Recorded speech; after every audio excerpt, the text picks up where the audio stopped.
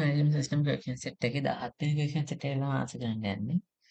මේක 16 වෙනි එකට සම්බන්ධයි. අපි බලමු පළවෙනි ප්‍රශ්නේ කියලා තියෙන්නේ what is the relationship between student and subject? අහලා තියෙනවා student table එකයි subject table එක අතර තියෙන relationship එක මොකක්ද කියලා. දෙවෙනි ප්‍රශ්නේ අහලා තියෙනවා create a relationship between student and subject.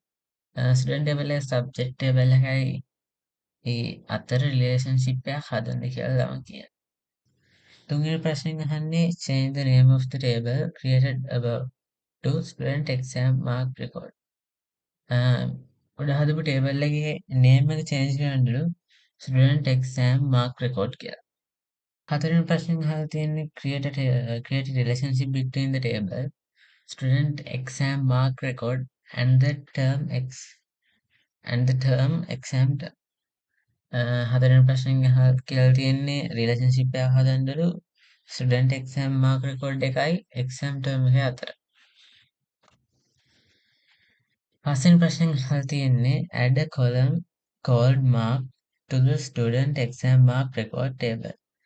Change the data type to double.